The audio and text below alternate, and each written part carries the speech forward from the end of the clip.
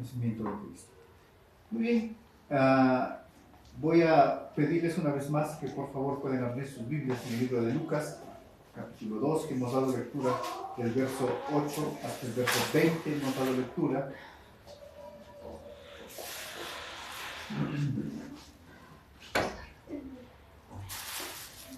Y para empezar nuestra reflexión en esta noche, o en esta mañana, perdón, quisiera solamente leer el versículo 11. Si ustedes me acompañan ahí con sus vistas, ya hemos leído del 8 al 20, ahora vamos a leer el versículo 11.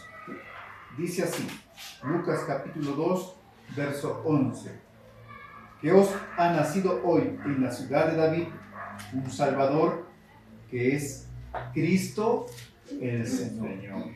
Oramos un momento. Señor, gracias te damos en esta mañana por el tiempo que tú nos das, Señor. Gracias por permitirnos este domingo, Señor, poder reunirnos, Padre. Y oramos, Señor, para que podamos meditar, Padre Santo, en estos versículos de tu palabra en esta mañana. Gracias por tu misericordia. Gracias, Señor, por tu bondad. Gracias porque nos haces recordar siempre, Señor, los propósitos por los cuales tú, Señor, estuviste aquí en esta tierra. Gracias, Padre, a través de tu palabra bendita. En el nombre de Jesús. Amén. Amén. Amén. Amén. Muy bien, hermanos, yo quisiera con ustedes entender un poco acerca de todo este acontecimiento que está celebrándose en este tiempo. Ya como hemos dicho en muchas oportunidades, Jesús no nació el 25 de diciembre, eso ustedes ya lo deben saber. La fecha aproximada de su nacimiento más o menos está entre el 3-4 de enero. Y algunos dicen hasta marzo, ¿no? Entonces, no específicamente nosotros como Iglesia Cristiana Evangélica, pues celebramos el nacimiento de Jesús, porque no nació un 25 de diciembre. Hasta ahí, claritos, ¿de acuerdo? Y los mitos de su nacimiento también los ponemos a un lado. ¿Por qué digo así? Porque la historia nos muestra otro enfoque. Y la sociedad como que el nacimiento de Jesús lo ha romantizado, lo ha poetizado, ¿no? Todo es bonito y todo es esplendoroso y perfecto, pero la historia nos muestra otra cosa. Y sobre todo si nos enfocamos en lo que las Escrituras, sobre todo, también nos muestran parte de la historia acerca del nacimiento de Jesús. Justamente, hermanos, ustedes recordarán en Hechos capítulo 1, el primer versículo, cuando Lucas se refiere a Teófilo y le dice en el primer tratado que te escribí, te informé todo lo que Jesús hizo y enseñó. En estas líneas de estos versículos encontramos la meticularidad de Lucas al investigar todo acerca de la vida de Jesús. Y justamente aquí, hermanos, encontramos en el mismo Evangelio cómo Lucas relata este gran acontecimiento. Y en esta mañana vamos a ver la historia completa, porque mirar una historia que no está incompleta hasta se vuelve un poco aburrida y pierde su propósito. Y la historia completa acerca del nacimiento de Jesús es porque sí es cierto, nació, pero no se quedó niño. ¿De acuerdo? No se quedó niño. Y la mayoría de canciones lo muestran al niñito. Pero fue una etapa de su vida. Es como nosotros, ¿no? Ya no nos podemos decir niñitos. Ya no. Ya hemos crecido, hemos desarrollado. ¿Sí? Es la etapa de la vida. Y las Escrituras no nos muestran en todo el tiempo de la vida de Jesús a un niñito. Sí tuvo una etapa, eso es cierto, pero el proceso de la vida nos muestra que el ser humano va a desarrollar y a crecer. ¿De acuerdo? Y la historia completa, hermanos, no es que Jesús se quedó como un niñito, como lo romantizan en la historia de la sociedad ahora. ¿De acuerdo? Muy bien. Vamos a ver en esta mañana, hermanos, la historia completa acerca de Jesús, su nacimiento, su propósito, su desarrollo y lo que vino a hacer en este mundo. Y empezamos en esta mañana con lo que Lucas llama el anunciamiento del nacimiento de Jesús. El anunciamiento del nacimiento de Jesús. Y este anunciamiento acerca del nacimiento de Jesús, mis amados hermanos, esto ya estaba dicho en el Antiguo Testamento, en el libro de Isaías. Y si bien es cierto, el libro de Isaías se escribió entre el año 701 y 681 a.C., pero en ese tiempo ya se anunciaba un gran acontecimiento que iba a cambiar la historia del mundo. Y ese acontecimiento era el nacimiento del Mesías Salvador, del Mesías Redentor. También se le conoce como Emmanuel, que traducido es Dios con nosotros. Isaías 7:14, hermanos, y Miqueas capítulo 9, verso 6, y también capítulo 5, verso 2, nos muestran este anunciamiento de la venida del Mesías Redentor.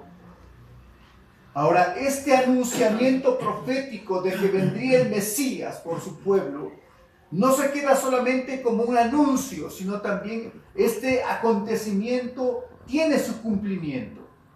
Este anuncio tiene su cumplimiento en el nacimiento de Jesús. Los evangelios, hermanos, tanto Mateo como Marcos, como Lucas, como en el evangelio de Juan, que fueron escritos después de este anunciamiento, Juan en el año 95, Lucas entre el año 70 y 80, Marcos entre el año 50 y 60 y Mateo entre el año 60 y 70. Nos muestran, hermanos, cómo este anuncio que había sido dado por el profeta Isaías, por el profeta Miqueas, se cumple. Y si nosotros vamos, hermanos, a Mateo, capítulo 18, el Evangelio de Mateo, capítulo 1, versículo 18, vamos a ver lo que nos dice esta parte de las Escrituras.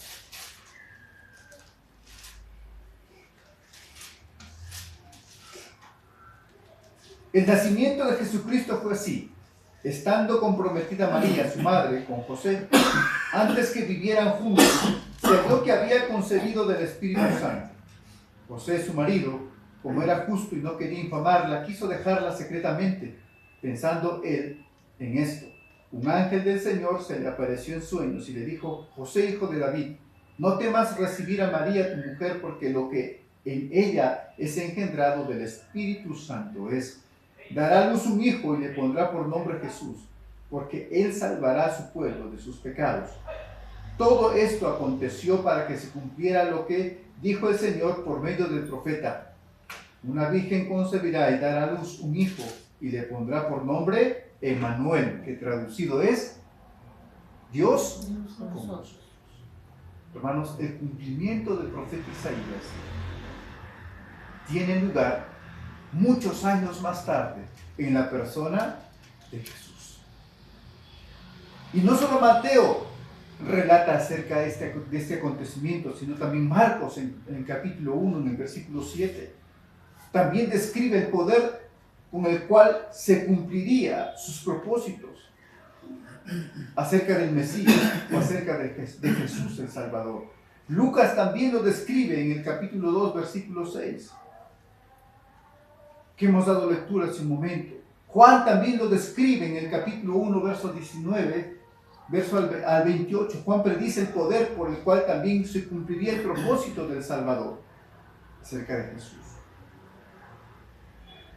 Vamos a ver una vez más Lucas, ahí donde estamos, el Evangelio de Lucas, el capítulo 2, que hemos dado lectura hace un momento. Lucas capítulo 2, verso 21. Cumplidos los 8 días para circuncidar al niño, le pusieron por nombre Jesús, el cual había sido puesto por el ángel antes que fuese concebido. Jesús significa Salvador, ¿de acuerdo? Y antes de ser circuncidado, dice conforme a la ley, ya tenía nombre, que era Jesús el Salvador. Hermanos, estos primeros versículos que nosotros hemos leído y que he mencionado en esta mañana, hace referencia acerca del nacimiento de Jesús, ¿de acuerdo? Del nacimiento de Jesús con un propósito, del nacimiento de Jesús que fue concebido con un poder extraordinario, del nacimiento de Jesús que fue anunciado muchos años atrás por muchos hombres que vivieron antes. Por lo tanto, hermanos, este nacimiento no fue un nacimiento cualquiera, fue un nacimiento trascendental que iba a cambiar la historia de la humanidad, iba a cambiar la historia de los seres humanos. Y se cumplió este anunciamiento, sí. Dios escogió a una pareja, y ustedes saben el nombre de José y María, que era de la línea de la tribu de Judá. De la tribu de Judá. De ahí viene toda la línea, ¿de acuerdo? Entonces, Jesús nace, pero no se queda ahí, hermanos. La Biblia dice que comienza a crecer, y Jesús crece. Y Lucas, hermanos, habla de cómo Jesús inicia su desarrollo físico y a la vez sus conocimientos y también su sabiduría. El mismo capítulo 2, el versículo 39. Miren lo que dice Lucas capítulo 2, verso 39.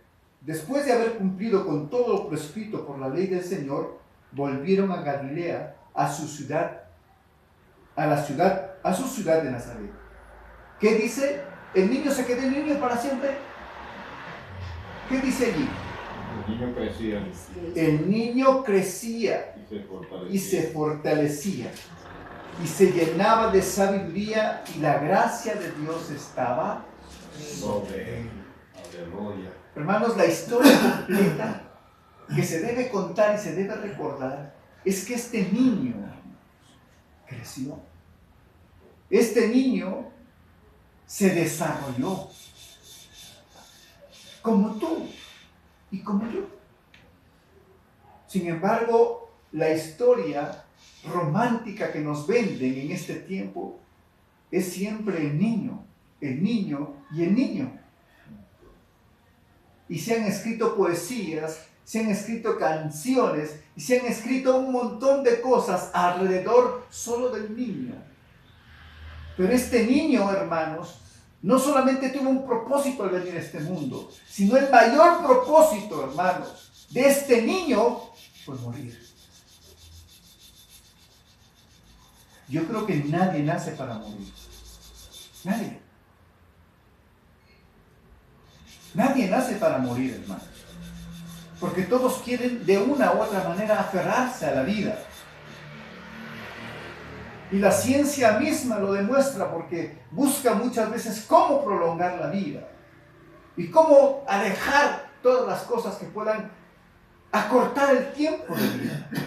Sin embargo, hermanos, la Biblia nos muestra que este niño, que este Salvador, nació para morir. Vino para morir. Vino para ser sacrificado. Vino para entregar su vida por ti y por mí. Entonces Jesús, hermanos, nos muestra, o Jesús en la historia bíblica no se queda como niño. Y justamente Lucas habla de cómo Jesús inicia su desarrollo físico y a la vez también su crecimiento y su sabiduría. Lo acabamos de leer. ¿Amén? Acabamos de leer. Versículo 41, también de Lucas, capítulo 2. En este versículo, hermanos, Lucas nos narra algo particular en la etapa de la niñez de Jesús. Miren, dice, verso 41. Iban sus padres todos los años a Jerusalén en la fiesta de la Pascua. Cuando tuvo 12 años subieron a Jerusalén conforme a la costumbre de la fiesta. Al regresar ellos, acababa la fiesta y se quedó el niño Jesús en Jerusalén sin que lo supieran José y su madre. Pensando que estaba entre la compañía, anduvieron durante un día y lo buscaban entre los parientes y conocidos, pero no lo hallaron. Volvieron a Jerusalén buscándolo. Entonces 3 días después lo hallaron en el templo, sentado en medio de los doctores de la ley, oyéndolos y preguntándoles. Y todos los que oían se maravillaban de su inteligencia y de sus respuestas. Cuando lo vieron, se sorprendieron y su madre le dijo: Hijo, ¿por qué nos has hecho esto? Tu padre y yo hemos buscado con angustia, te hemos buscado con angustia. Entonces él les dijo: ¿por qué me buscáis? ¿No sabíais que en los negocios de mi padre me es necesario estar? Pero ellos no entendieron lo que les dijo. Descendiendo con ellos y volvió a Nazaret y les estaba sujeto. Su madre guardaba todas estas cosas en su corazón y Jesús crecía en sabiduría, en estatura y gracia para con Dios y para con los hombres. Una narración muy importante y particular que nos da Lucas acerca de la niñez de Jesús. Dice que se fueron a Jerusalén sus padres a la fiesta de la Pascua. Jesús tenía 12 años. Y después de 3 días, dice, después que se dieron cuenta que no estaban con ellos, después de 3 días lo encontraron. ¿Y dónde lo hallaron? En el templo. Lo hallaron en el templo. ¿Y qué estaba haciendo Jesús en el templo? Dice que estaba conversando con los doctores de la ley. Algo particular había en este niño. Algo muy diferente que el resto de los demás niños. Pues este niño era el Hijo de Dios. Es por eso que Jesús le dijo: ¿por qué me buscabais? ¿No sabías que en los negocios de mi Padre me es necesario estar? Y cuando Jesús habla acerca de los negocios de mi Padre, se estaba refiriendo a Dios. Si bien es cierto, hermanos, estaba en esta tierra y tenía a sus padres terrenales llamados José y María. Eso es cierto. Pero este niño especial, este niño que nació con un propósito específico y eterno y milagroso y poderoso, venía con un propósito, con una función de poder entregar su vida en rescate de ellos. Era Dios. Era Dios. Y justamente el Padre había planificado todo este asunto con un propósito: la salvación y la redención. ¿Ven? Hermanos, si bien es cierto, y aquí abro un paréntesis para cerrarlo rápido, si bien es cierto, María era la madre y el Padre era Jesús. Pero María y José eran los padres de Jesús, el que nació, de Jesús hombre, pero no son los padres de Jesús como Dios. Por lo tanto, no podemos decir que María es la madre de Dios. No es la madre de Dios. María es la madre de Jesús como hombre. ¿De acuerdo? ¿Por qué? Porque Jesús vino aquí como hombre, pero nunca dejó de ser Dios. Nunca dejó de ser Dios. Y todas las cosas que sufrió y que vivió aquí, lo hizo como hombre. Pero nunca se separó, nunca se distó de su esencia sobrenatural de Dios. Por lo tanto, hermanos, María era la madre de Jesús como hombre, pero no la madre de Dios. Cerramos el paréntesis. Entonces vemos ahí cómo Jesús crecía en sabiduría, dice Lucas, en estatura y en gracia para con Dios y para con los hombres. Entonces aquí vemos, hermanos, que ya Jesús ya no era un niñito, ya tenía 8 y luego 12 años. No registra la historia un poco más acerca de las vivencias de Jesús cuando niño, cuando adolescente. No registra ese tipo de información. No hay. Pero no quiere decir que Jesús saltó su adolescencia o saltó y de pronto se apareció como joven. No, hermanos.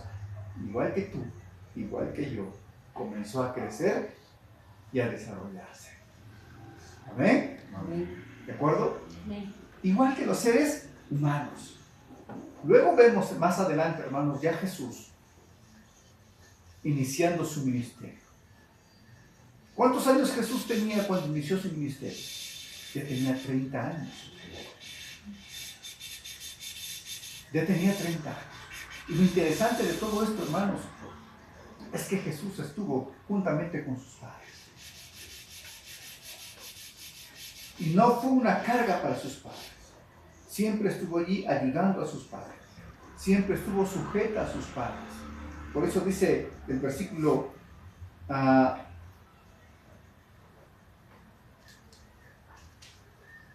el versículo 51 de Lucas, capítulo 2, dice, descendió con ellos y volvió a Nazaret y les estaba, dice, sujeto a ellos. No es que Jesús comenzó a hacer sus cosas por sí solo, no, sino que siempre estuvo bajo la cobertura y bajo la dirección y la sujeción de sus padres.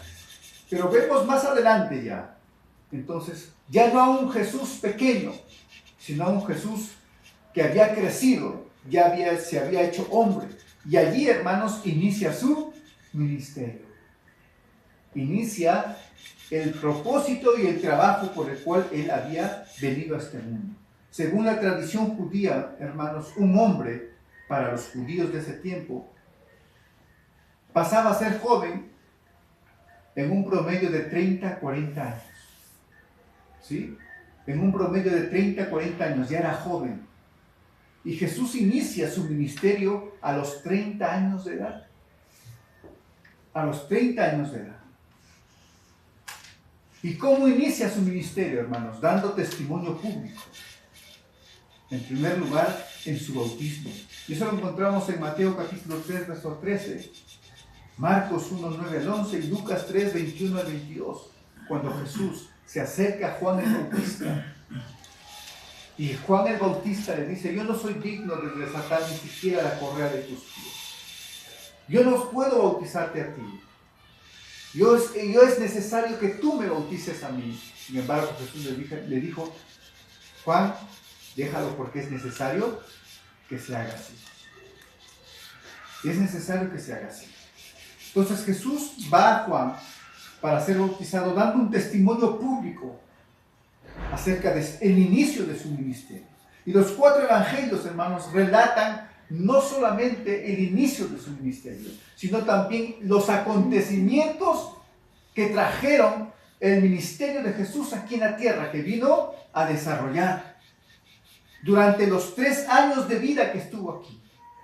Y durante esos 3 años de vida que estuvo aquí en la tierra, específicamente en Jerusalén y en todas las aldeas, hermanos, alrededor, nos muestra que Jesús revolucionó el pensamiento y la historia de ese tiempo, hablando acerca del reino de Dios.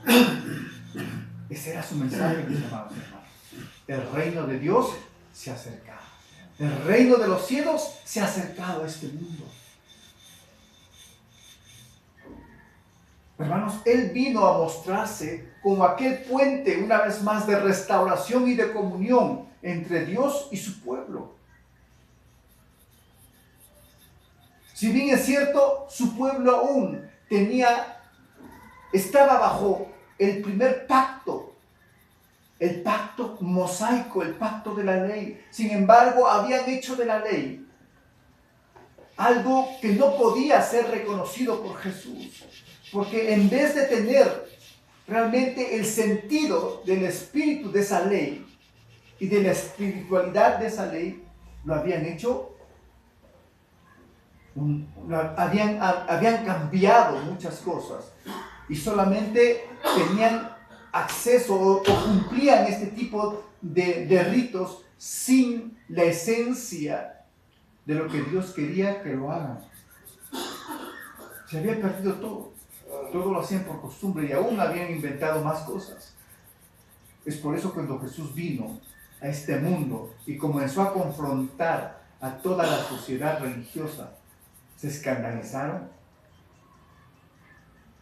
lo resistieron y tramaron matar. Lucas 4:16 al 19.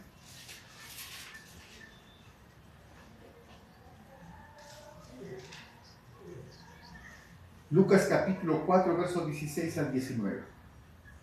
Vino a Nazaret, donde se había criado, y el sábado entró en la sinagoga conforme a sus costumbres, y se levantó a leer. Se le dio el libro del profeta Isaías, y habiendo abierto el libro, halló el lugar donde está escrito: el Espíritu del Señor está sobre mí, por cuanto me ha ungido para dar buenas nuevas a los pobres. Me ha enviado a sanar a los quebrantados de corazón y a pregonar libertad a los cautivos y vista a los ciegos, y a poner en libertad a los oprimidos, y a predicar el año agradable del Señor. Con estas palabras, y refiriéndose a lo que dijo el profeta Isaías, Jesús comienza su ministerio aquí en la tierra. Y Jesús le dice a los que estaban oyendo en la sinagoga: esta palabra se ha cumplido hoy. Se ha cumplido hoy, hermanos. Predicar el reino de Dios y el perdón de pecados con señales, milagros y prodigios. Y comenzó su ministerio. Entonces la Biblia, hermanos, nos da información acerca de su niñez, de su nacimiento, acerca de su niñez. Y ahora nos muestra acerca de su juventud. Pero añadido a esto, hermanos, nos muestra cómo el Señor Jesús vino a revelar los propósitos de Dios para el ser humano. ¿Y qué vino a revelar el Señor Jesús aquí en esta tierra? Vino a hablarles acerca del reino de Dios y vino a decirles que necesitaban ser transformados y necesitaban ser cambiados por el poder del Espíritu Santo. Vino a denunciar el pecado de su pueblo y ofrecerse Él mismo como medio de salvación.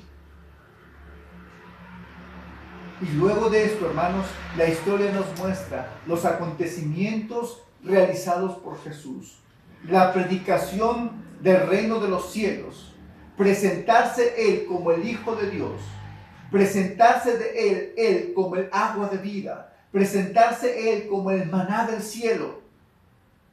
Pero esto no entendían los judíos.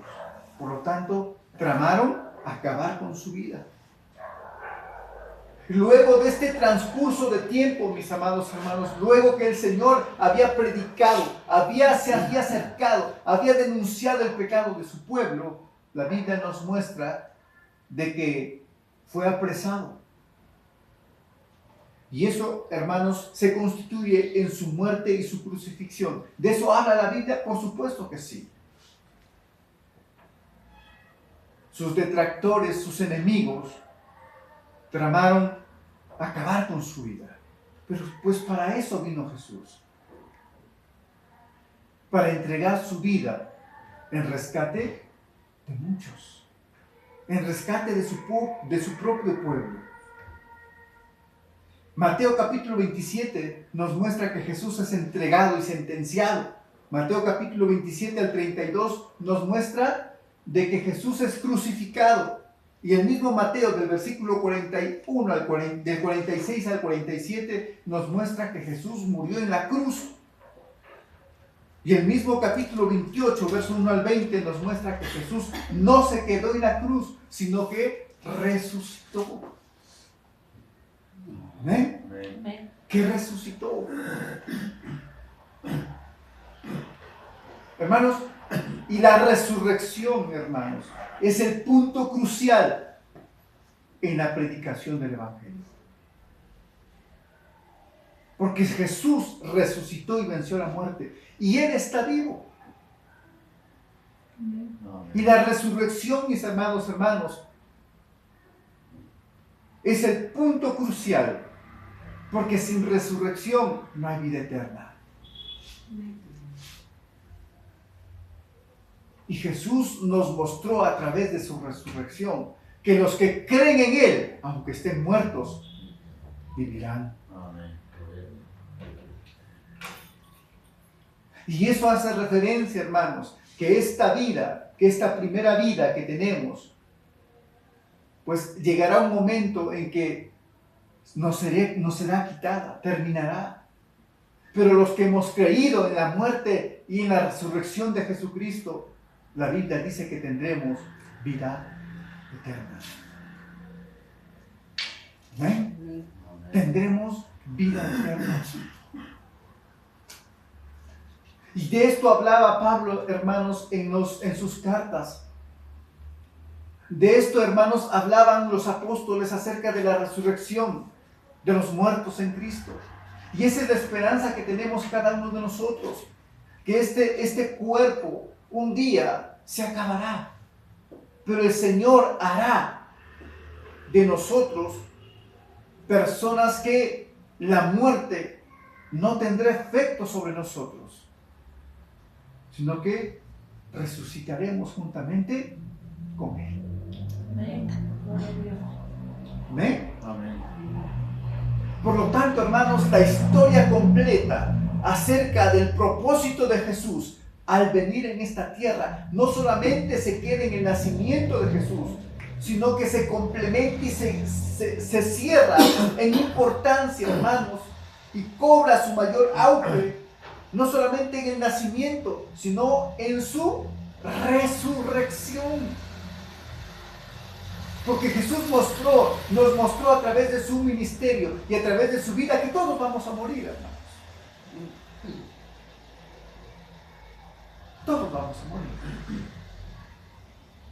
Mientras estemos aquí en este mundo, la muerte tiene poder sobre los seres humanos. Pero la Biblia dice que aquellos que han creído en Jesús y le han aceptado como su Señor y su Salvador, la muerte no tendrá poder sobre nosotros. Amén. Nos podrá quitar este cuerpo, pero nuestro espíritu y nuestra alma vivirán eternamente y para siempre. Amén. Pero si nosotros vamos un poquito más allá, hermanos, y observamos todo el panorama completo de la Biblia nos muestra que los muertos en Cristo resucitarán. Como Cristo resucitó, así tú y yo, en los tiempos postreros, cuando venga Cristo, resucitaremos y reinaremos juntamente con Él. Amén. Hermanos, ¿cuál fue el punto crucial en toda la historia de Jesús? No solamente fue su nacimiento, no solamente fue el hecho de que los ángeles anunciaron paz y buena voluntad a los hombres. El hecho fundamental fue que Jesús vino, hermanos, para salvar a los que se habían perdido. Y dentro de los que se habían perdido estamos nosotros. Y gracias a Dios que nos ha encontrado. Pero hay mucha gente allá afuera, hermanos. Allá en el mundo hay mucha gente que aún no tiene a Jesús como su Señor y su Salvador. Y es importante que nosotros le mostremos la historia completa. ¿Amén? Amén. La historia completa. No nos amoldemos, dijo el apóstol Pablo en Romanos capítulo 12, verso 1, a los pensamientos de este mundo. Y los pensamientos de este mundo nos hacen creer que solamente es importante un 25 de diciembre recordando al pequeño niño que vino a esta tierra. No, hermanos. No nos amoldemos al pensamiento de este mundo y la importancia de todas estas fechas es que tú te sacrifiques aunque no tengas plata para darle regalo a alguien. Tampoco, hermanos. Tampoco es eso. Que tú te sacrifiques y digas, no pasé una buena Navidad porque no comí panetón, no comí pavo, no comí, ¿qué más? No tomé chocolate. Eso no tiene nada que ver con el nacimiento de Jesús, hermanos. Nada que ver con lo que Jesús hizo aquí en esta tierra. Nada. Nada, hermanos. Lo que nos muestra la Biblia, hermanos, es que el propósito de Jesús al venir a este mundo fue para salvarlo. Y nosotros, hermanos, debemos recordar y debemos siempre estar agradecidos porque Cristo nos encontró. Amén. Éramos ovejas perdidas. Éramos ovejas rebeldes. Pero Jesús nos encontró, nos sanó y nos curó. Amén. Mis amados hermanos, si por algo debemos dar gracias, es porque Jesús nos encontró. Y si por algo vas a dar gracias el 24, es porque Jesús ha perdonado todos tus pecados. Y si hay un desafío que tenemos a partir de este tiempo, es compartir la salvación de Jesucristo a todos los que nos rodean. Y utiliza este tiempo, mis amados hermanos, que se reúnen en casa, se reúnen las familias, se reúnen un montón de cosas y están un poco abiertos a las cosas de Jesús. Aprovecha para poder compartirles el amor de Jesús y cómo Jesús te encontró y cómo Jesús nació en tu corazón y cómo Jesús vino a este mundo para salvarte. Así como Jesús inició su ministerio dando testimonio público, yo te animo también a ti para que des ese testimonio público a tu familia que aún no tiene a Cristo en su corazón. Amén. Amén. No caigamos en los pensamientos de este mundo y que nos metan solamente un montón de propaganda diciendo que así se debe hacer la Navidad. No, hermano. Debemos aprovechar este tiempo para compartir el amor de Cristo Jesús, especialmente en nuestra familia. Amén. Ahora que los vas a ver, a muchos los vas a ver. De repente no los has visto en todo el tiempo, en todos estos 360 días, 364 días.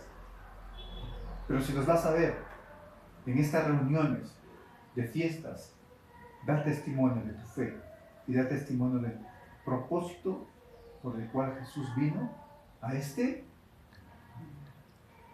Esa es la historia completa y la historia verdadera. Nos ponemos de pie. Amén.